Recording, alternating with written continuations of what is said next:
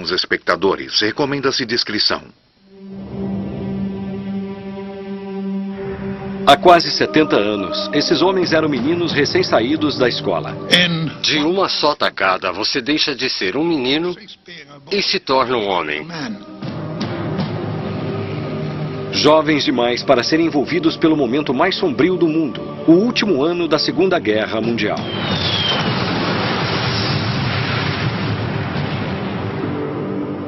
Agora, em idade avançada, esses preciosos poucos sobreviventes estão à nossa volta, ocultos sob nossas vistas.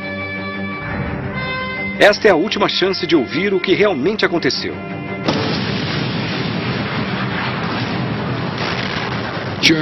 Corpos de alemães, corpos de canadenses, corpos de britânicos. O cheiro, o fedor. Isso é a guerra. Isso é a guerra. Do desembarque nas praias do dia D.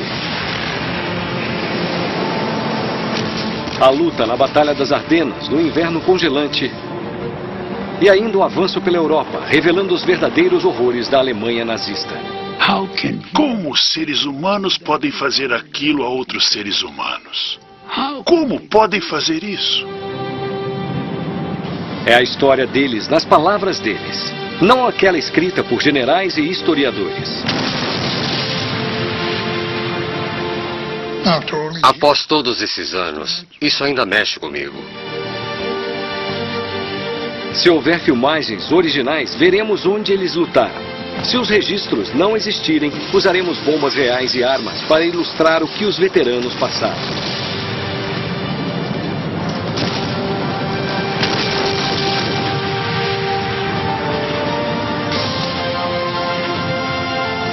Essa é a história do último ano da Segunda Guerra Mundial na Europa, contada pelos últimos heróis de guerra.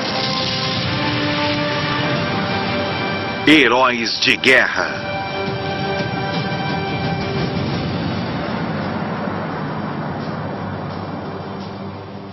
A libertação da Normandia.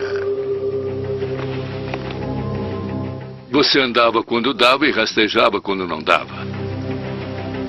De repente, você podia esbarrar num pequeno grupo de alemães. Podia ser uma metralhadora ou um atirador. Aí você se abaixava.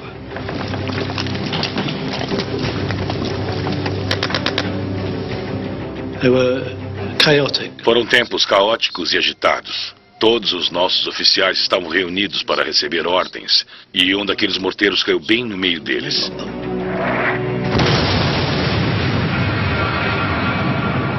Todo o grupo de oficiais daquela companhia foi eliminado numa única tacada.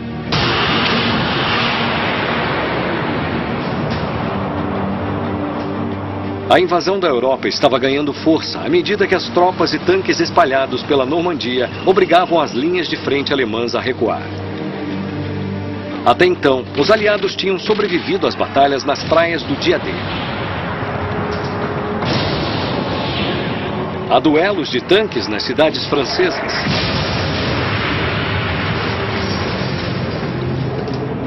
Há bombardeios e há a Batalha de Caen. Normandia, Falaise. O plano seguinte dos generais era tomar a região de Falaise e capturar a Normandia. Entre os aliados e a vitória estava uma região de terreno elevado e densas florestas, conhecida como Colina 112. Quem a controlasse poderia vir quilômetros ao redor. Os alemães receberam ordens rígidas, defendê-la a todo custo.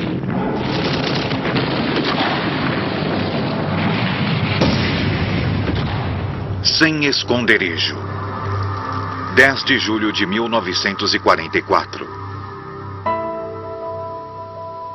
Frank Quelch chegou à França 2 semanas depois do dia D. Aquela foi a sua primeira amostra do campo de batalha. Sim, suponho que eu era imaturo. Teria ficado entediado se não fosse pela guerra. Frank tinha 18 anos e trabalhava numa garagem de ônibus. Agora estava ganhando seu sustento caçando alemães como canhoneiro de um canhão antitanque de 76 milímetros. De repente, à distância, Frank viu algo. Ele estava num buraco no alto da colina. Só se via a torre e um pouco da frente quando ele apareceu.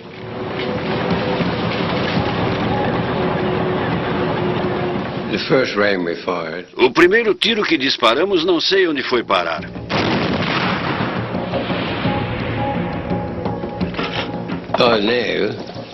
Naquela hora, o tanque alemão recuou e sumiu atrás de algumas árvores.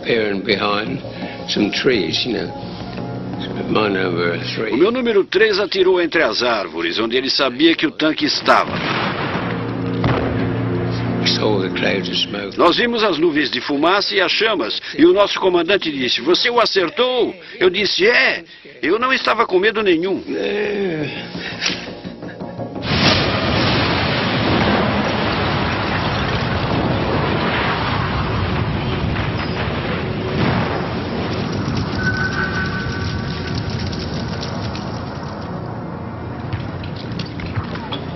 Frank não estava ciente de que eles haviam perturbado uma das mais temidas unidades alemãs da Segunda Guerra Mundial, a 12ª Divisão Panzer, da SS.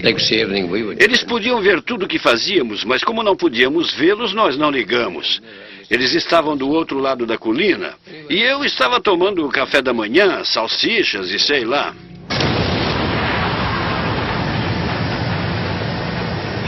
E um morteiro caiu atrás de mim e me derrubou.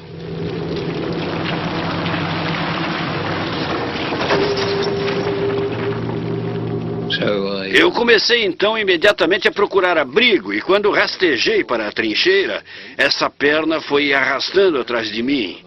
Eu perdi minha perna, entendeu?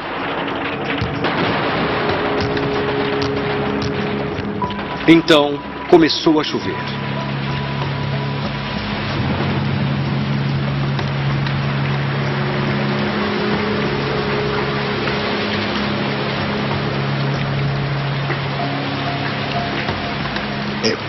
Estava chovendo a cântaros mesmo. Tivemos um intervalo de 5 minutos, deitamos na grama e todos nós dormimos sob a chuva torrencial. Dormimos de tão cansados. Ted Roberts foi expulso do exército 2 vezes por mentir sobre sua idade. Após um mês na linha de frente, ele agora se encontrava numa das mais difíceis batalhas da Normandia.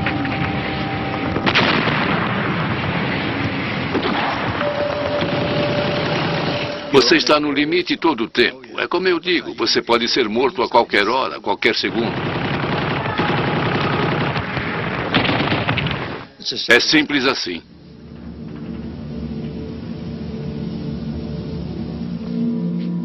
Os aliados tinham ordens de pressionar os alemães para fora da área. Mas o inimigo ficara na Normandia por 4 anos e estava de tocaia.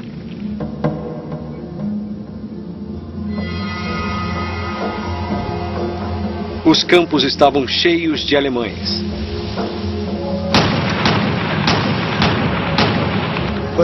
Quando alguém atirava em você e errava, você ouvia um estalo, como...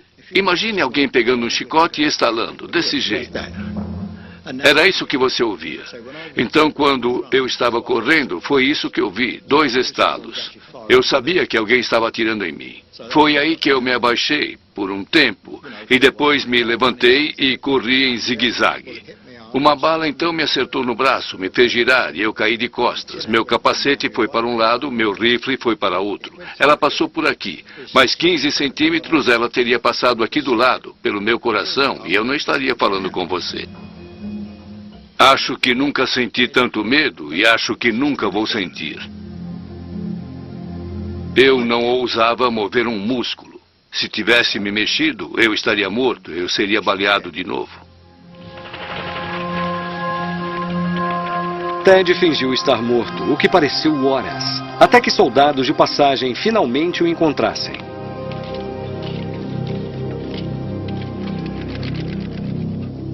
Gravemente ferido por um morteiro, Frank Quelch foi encontrado quase inconsciente em sua trincheira. Eu sabia que estava morrendo, eu acho. Eu estava perdendo muito sangue. Eu estava confortável e aquecido e fiquei irritado com aqueles homens me erguendo dali. Fiquei muito irritado com eles porque eu estava indo dormir, entende?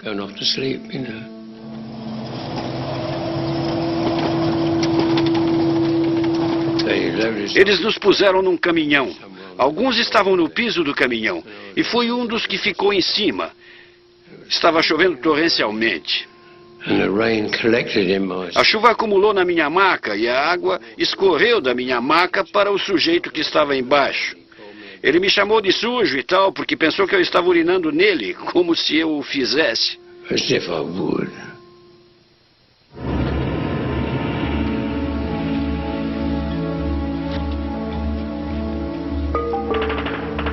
Com 2 meses de batalha da Normandia, os aliados tinham tomado as praias, liberado Caen e finalmente capturado a colina 112. Eles estavam exaustos. Depois da tomada da colina, nós fomos tirados de batalha. A divisão foi substituída e nós fomos enviados a um lugar perto de Bayeux para descanso e lazer. Nas raras ocasiões em que os soldados recebiam uma folga, eles aproveitavam ao máximo.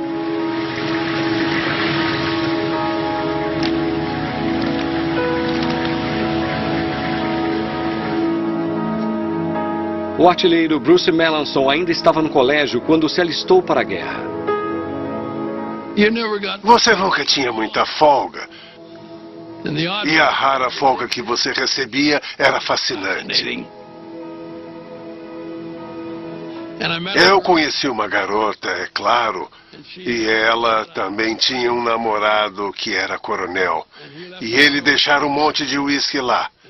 E é claro que eu a ajudei a bebê-lo. Não havia muita comida disponível, sabe? Os alimentos eram escassos. Alguém disse, tem um lugar clandestino no fim dessa rua, e eu disse, é? O que eles têm lá? Ele perguntou. Ovos e batatas, batatas fritas. Então eu fui lá. Me custou $54 para comer 2 ovos e 10 batatas fritas. E você não recebia 11 batatas fritas, recebia 10. E eu comprei mais outra porção, então foram $108 que paguei por 4 ovos e 20 batatas fritas. O dinheiro que Bruce gastou com seus valiosos ovos e batatas fritas em 1944 poderia lhe pagar hoje um jantar, pernoite e café da manhã para 2 no Ritz. O mecânico Wally Harris se alistou em 1939. Ele já havia estado no sul da África, no Oriente Médio e na Sicília. Eu fui abordado por uma moça que me disse o seguinte. Meu patrão falou que se você quiser pode ficar na nossa casa. E eu então fui para a casa dele. Me deixaram tomar um banho, me limpar. Dormi numa bela cama e posso dizer, por causa do jeito como eu estava, que achava que era um bom soldado. E mesmo dormindo ali numa casa confortável, minha arma estava entre as minhas pernas, porque essa é uma das coisas com as quais você tem de ter muito cuidado. Divisões blindadas norte-americanas avançavam pela França, liberando vila após vila, com as boas-vindas exultantes de civis franceses.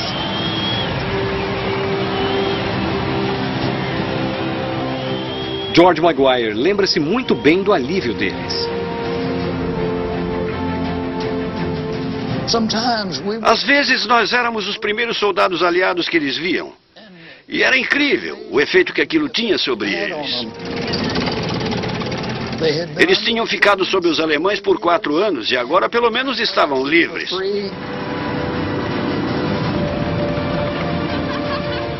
Se nós parássemos os veículos e saíssemos, eles simplesmente pulavam em cima de nós. Você não faz ideia de como eles estavam felizes. Fazia você sentir ótimo.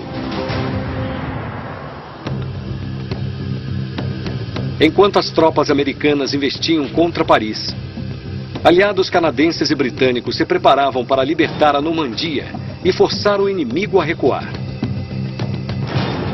Os alemães tinham outras ideias.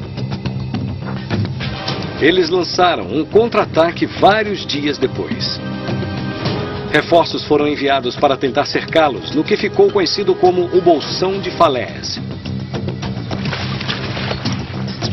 Soldados, aproveitando sua folga da linha de frente, tiveram suas licenças encurtadas.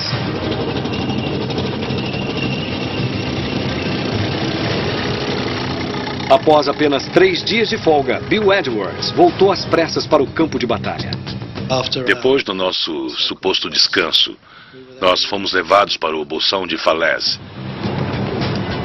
A nossa divisão recebeu a tarefa de apertar uma parte daquele bolsão. Foi uma luta muito fluente, foi uma movimentação muito rápida.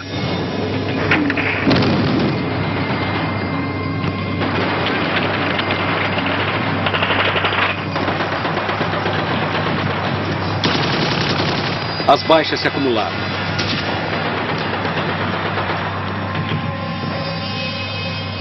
Após ter levado os homens feridos para a tenda de primeiros socorros, o ex-aprendiz de vendedor de 18 anos, Frank Rosier, voltou sozinho para sua unidade.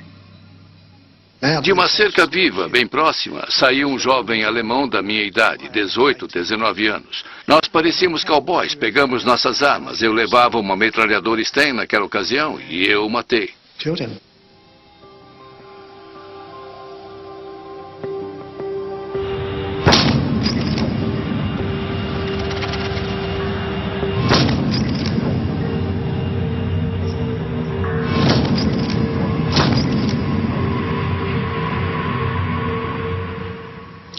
Eu me sentei no chão e chorei. Estava enjoado. Eu tinha matado um ser humano. E enquanto falo com você agora, posso ver aquele menino, ruivo, o filho de alguém. É horrível.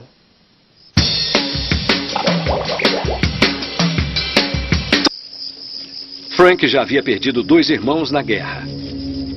Ficar longe de casa e da família estava cobrando o seu preço. Você pensa em sua casa todo o tempo, em seus pais, pensa neles todo o tempo Mas é uma coisa estranha, o seu pelotão se torna a sua família. Você depende do seu companheiro, nós dependíamos muito uns dos outros. Até agora, os homens já lutavam há quase 2 meses. Estavam cada vez mais cansados. Sobreviver era uma outra batalha. Eles não tinham escolha, além de procurar alimentos e viver da terra. Às vezes vivíamos de batatas, nabos, o que conseguíssemos encontrar. Mas nós costumávamos... se eu encontrasse um americano, nós trocávamos a carne em conserva pelo apresuntado deles. Aquilo era muito bom, era um banquete.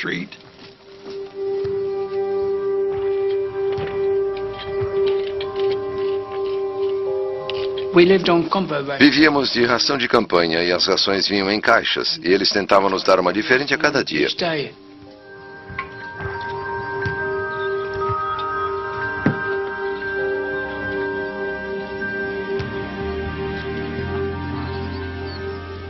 Eu tenho essa foto de um dos nossos companheiros ordenhando uma vaca.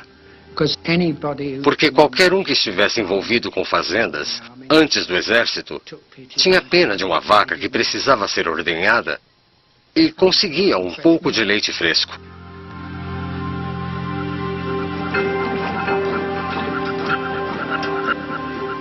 Nós vimos uma granja que estava deserta e eu enchi a camisa de ovos. E umas 2 galinhas que nós roubamos. E voltamos orgulhosamente para o resto do pelotão. Nós teríamos um banquete naquela noite. Um estilhaço me atingiu aqui, saiu no rosto, passou pelo crânio e saiu. E isso não me nocauteou. Eu me sentei no chão, mais preocupado com a gema do ovo escorrendo pela minha camisa e entrando pela calça. Eu tentei apertar o cinto sob a camisa para evitar que a gema descesse pelas pernas.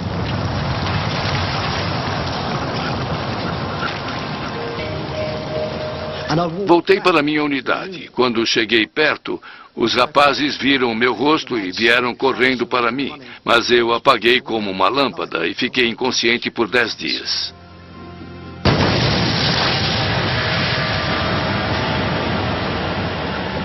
Ferimentos de estilhaços eram as lesões mais comuns no campo de batalha. Foi o estilhaço de um morteiro que custou a Frank seu olho direito. Ele foi levado de volta para a Inglaterra, diferente de seus 2 irmãos, ambos mortos em combate. Meu pai foi lá e olhou para a cabeceira da cama.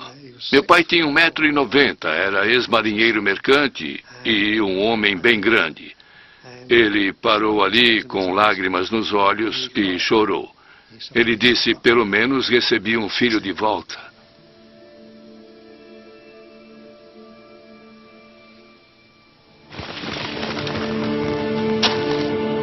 A batalha contra o contra-ataque alemão em Falaise continuava furiosamente. Os generais lançaram ataques aéreos para deter o avanço inimigo. O dia do tufão. Falaise, 7 de agosto de 1944. Os aliados enviaram esquadrões de caças bombardeiros, Typhoon, equipados com metralhadoras, bombas e foguetes. Um dos pilotos era o canadense de 21 anos, John Thompson. Nosso comandante saiu em um reconhecimento climático para ver se o tempo estava bom para os Typhoons lançarem foguetes.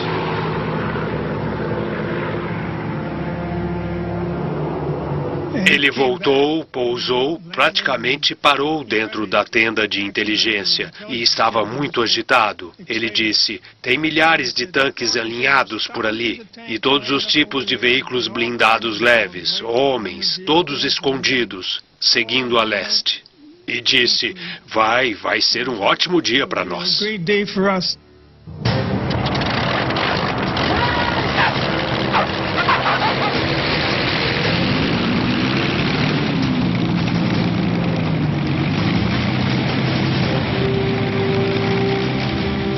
Nós então voamos constantemente naquele dia.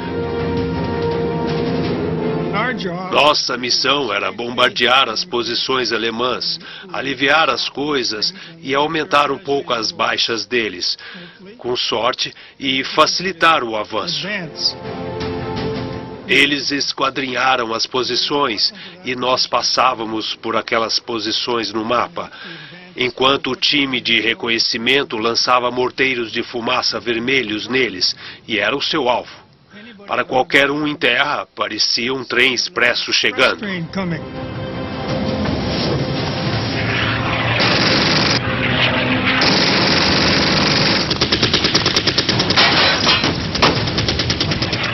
Quando você chegava muito perto do chão, você começava a disparar.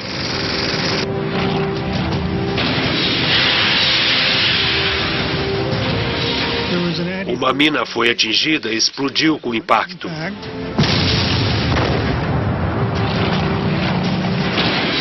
Teve uma bala perfurante que atravessou direto a blindagem e explodiu lá dentro.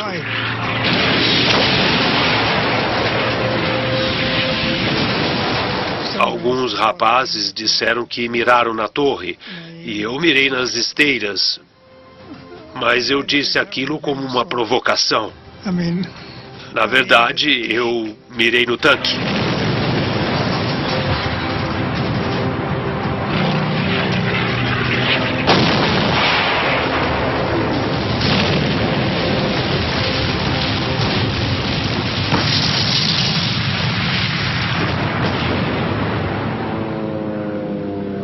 Os generais achavam que esses ataques aéreos seriam uma solução rápida para o contra-ataque. Mas para as tropas em terra, como Patrick Delaforce e Ron Titterton, era uma outra história. Nosso único maior problema era a RAF. Eles nos bombardeavam e metralhavam todos os dias. Eles vinham em 2 ou 3 e tudo aquilo que eles viam em movimento eles atacavam. Apesar de termos uma estrela branca enorme em nossos carros e transportadores de metralhadoras Brenner.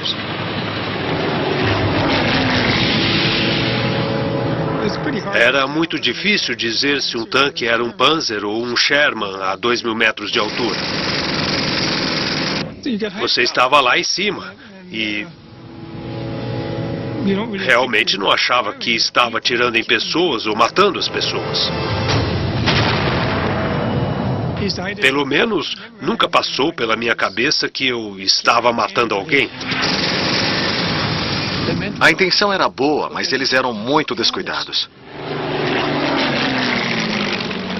Era como um bando de estudantes quando você pousa e pula do seu avião e dão uns aos outros tapinhas no ombro e parabenizam uns aos outros. Nem todo mundo conseguiu voltar para celebrar. Do dia D, em 6 de junho a 18 de agosto, houve 151 pilotos de Typhoon abatidos e mortos. Isso é muita gente.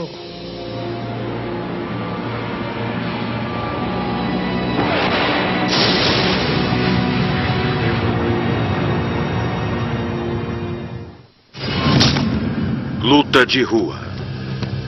A Falaise.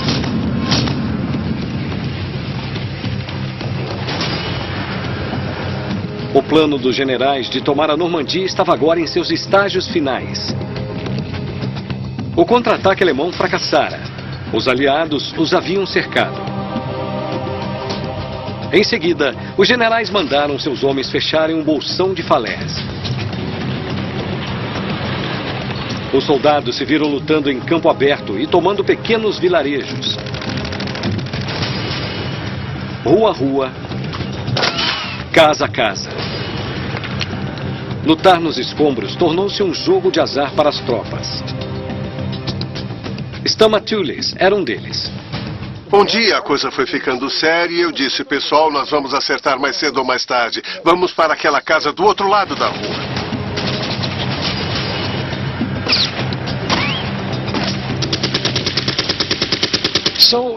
Então, 3 de nós entramos naquela casa e fomos para o cômodo maior que havia. À esquerda havia um grande barril. Um grande barril, e eu disse, nossa, isso só pode ser sidra. E eu pensei, meu Deus, estou com tanta sede, eu adoraria tomar um bom gole dessa sidra. E eu pulei a janela. Talvez se eu tivesse dado só um passo e parado, eu estaria bem. Mas eu acho que dei 2 passos, pelo menos 2 passos. E no segundo passo, eu fui visto por um alemão.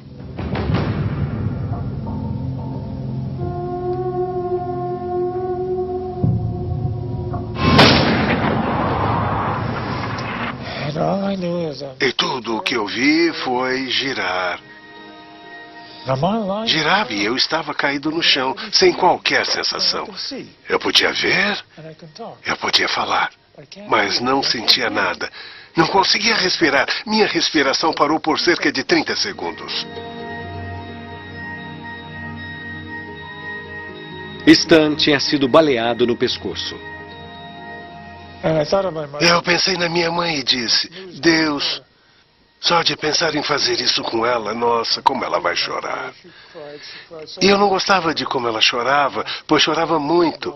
E agora eu estou aqui. E isso questão de segundos antes que eu apagasse.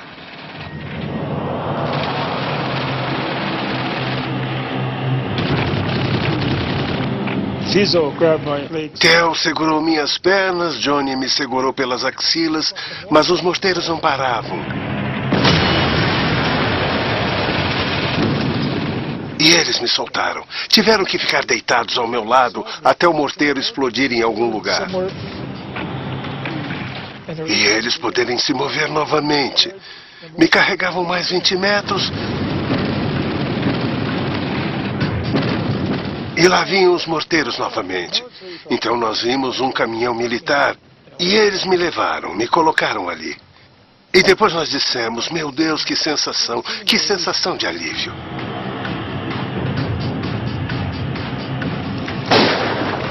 Numa tentativa desesperada de retardar o avanço, os alemães esconderam atiradores de elite nos escombros dos vilarejos da Normandia.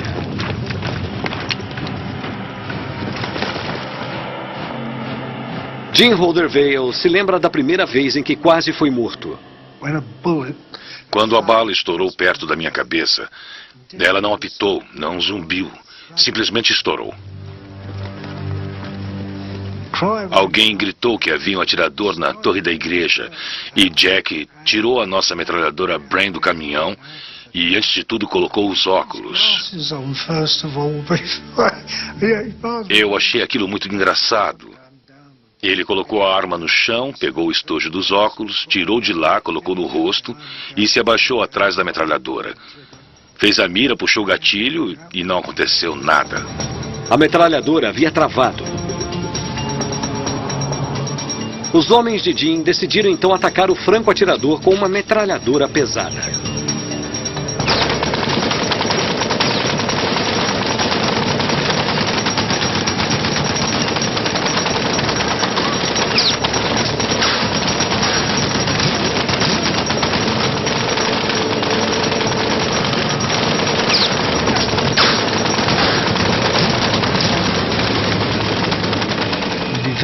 Finalmente, um jovem atirador apareceu com as mãos para cima e então foi preso.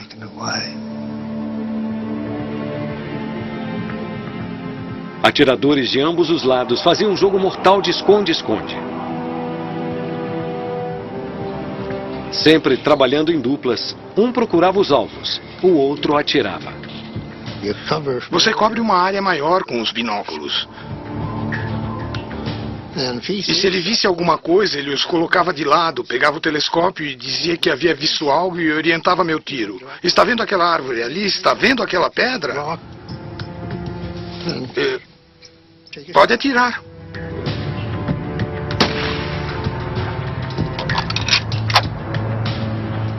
Eu sou um bom atirador. Eu era um jovem inocente, um bom soldado. Nós tínhamos de ficar o mais bem escondidos possível. Nós estávamos sempre com jaquetas camufladas e redes de camuflagem. Camouflage nets.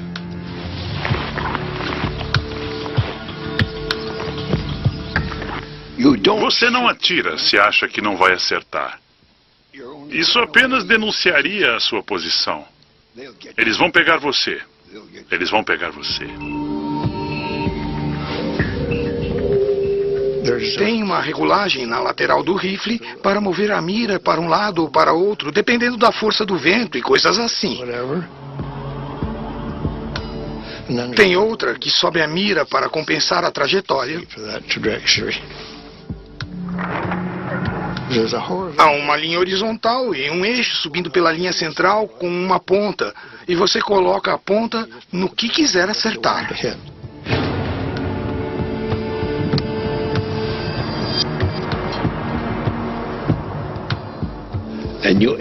E você mira. E você não puxa o gatilho, você o aperta. Você não mira na cabeça de um homem, mira em seu corpo. Mira no corpo. Se matar, matou. Se o ferir, é melhor. É melhor. Quando você os fere, o inimigo terá que usar hospitais para cuidar deles. As pessoas lá ficarão ocupadas. Ele tem mania de fazer heróis de guerra no Nat Geo.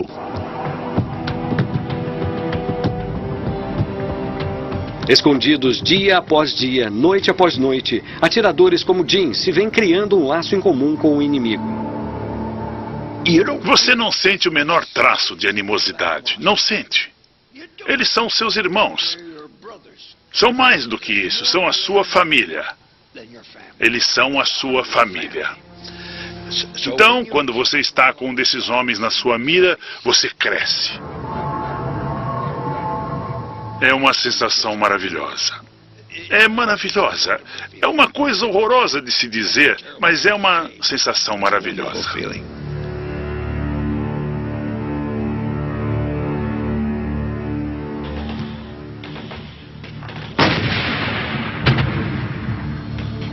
À medida que os aliados continuavam fechando o bolsão de Falaise, os poucos alemães remanescentes lutavam desesperadamente para defender as terras que eles haviam ocupado por mais de 4 anos.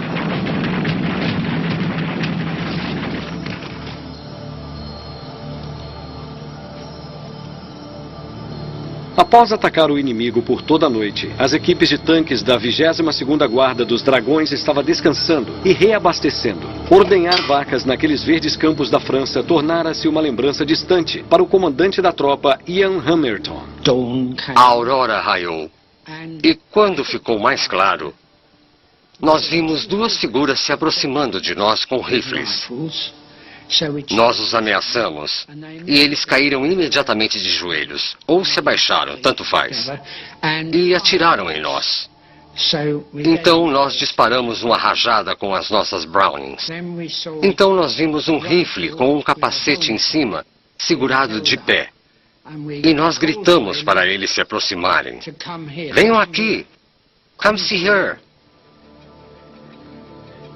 Ele era um rapaz da juventude hitlerista. E nós o atingimos no joelho. Eu achei que ele precisava de cuidados médicos, então falei com o médico. E ele mandou 2 dos seus homens com uma maca. Eles se jogaram ao lado do garoto. Porque era um garoto, tinha 15 anos. E se dobraram para levantá-lo e colocá-lo na maca. E viram a insígnia, Polônia. Ele não queria ir com eles. Nine, nine, nine, nine, ele disse. Mas eles o levaram mesmo assim. Jogaram na maca e o levaram embora. Eu sempre me pergunto o que aconteceu com ele.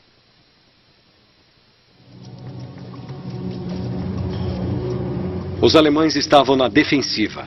Os aliados estavam avançando, tomando vilarejo após vilarejo. Nós chegamos a uma cidade e lembro de um sujeito idoso gritando: Tommy, Tommy, vem, vem! Sabe? O cabo de 23 anos, Ron Titterton, sentiu que teria que tomar cuidado. O sujeito nos levou para uma casa e subiu as escadas. Eram escadas como eu nunca havia visto antes. Eram largas assim e muito inclinadas. Ele subiu ali e numa cama estava um grande morteiro vermelho. Ele queria que nós o tirássemos, porque era a cama dele. A janela estava fechada e eu pensei depois, como o morteiro entrou ali? Não podia estar voando e simplesmente ter pousado na cama. Além disso, devia estar quente. Teria queimado a cama. E ela me parecia intacta. E pensei que poderia ser uma armadilha. Meu colega disse: ei, eu não vou tirar isso daí. Eu disse: bom, olha, ele vai achar que nós somos covardes se não o tirarmos. Ele é um velho. Apesar do risco, Ron achou que teria que deixar o morteiro onde não oferecesse perigo. Ele convenceu seu companheiro a ajudar a levá-lo para fora. E nós andamos até o campo e continuamos até ver as trincheiras. Eu disse: eu vou colocar isso numa das trincheiras. Eu me sentei, coloquei minhas pernas por cima e o soltei. Deitei no chão e disse: está ouvindo um tic-tac? Ele disse sim. E eu disse: ei, será que é uma bomba de efeito retardado? Seja como for, falei, vou colocar isso no chão. Então coloquei no chão e nos voltamos. Estávamos conversando e voltando pela estrada.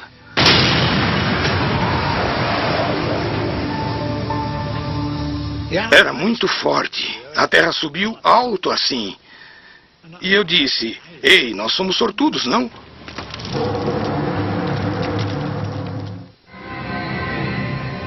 Consequências.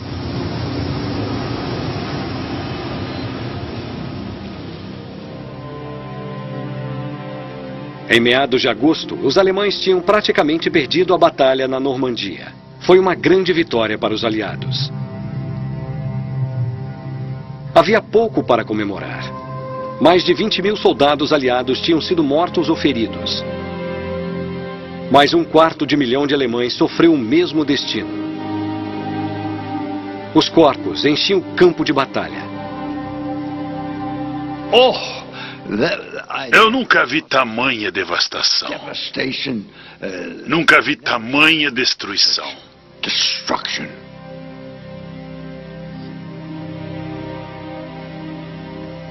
A Força Aérea Britânica devia ter atingido um comboio alemão. Eu testemunhei nos campos uma centena de mortos nos campos.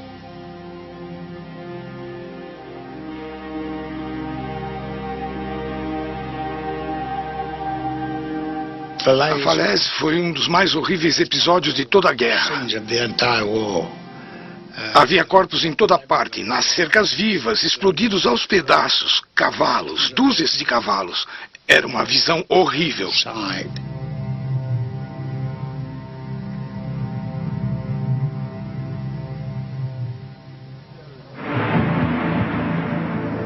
As tropas aliadas agora se moviam rapidamente pela Normandia.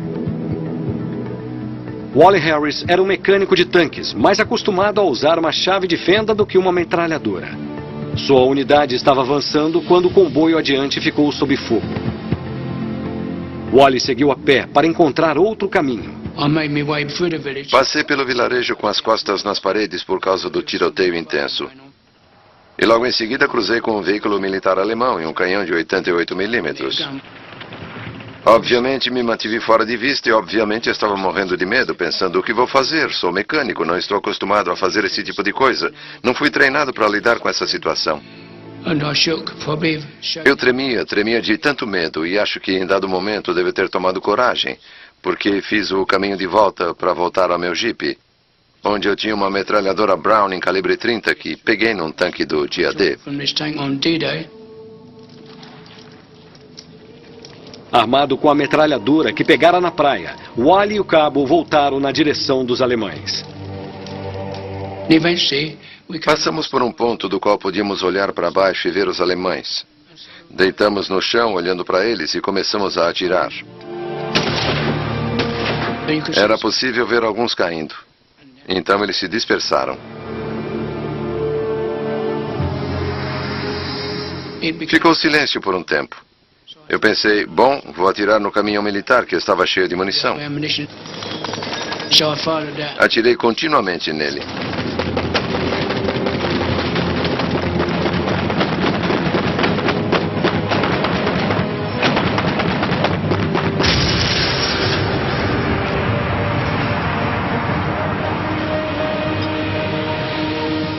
De repente, ele explodiu.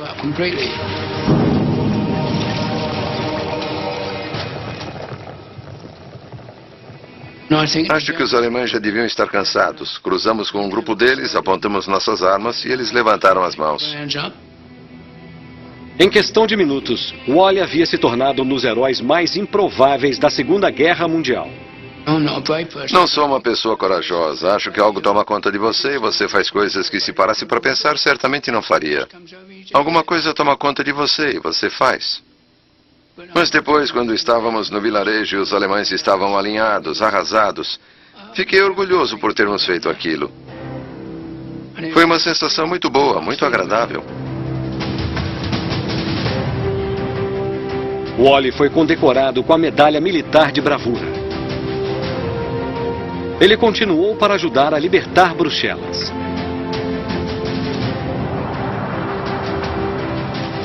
Frank Quelch não perdeu a perna.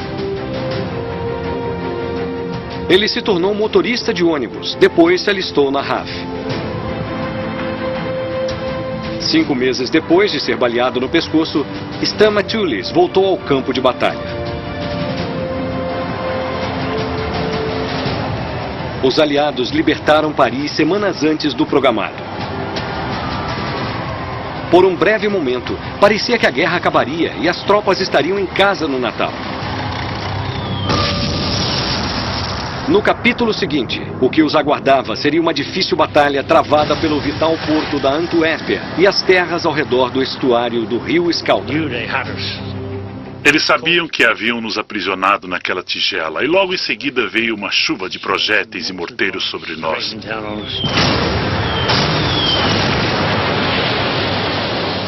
Foi horrível. A batalha pela ponte em Arnhem acabaria se voltando contra os aliados. Eu senti vergonha por termos estado lá e termos decepcionado aquelas pessoas. Para mim, aquilo nunca deveria ter acontecido. E pela primeira vez na história, os inimigos de Hitler seriam vítimas de sua arma mais moderna, a V2.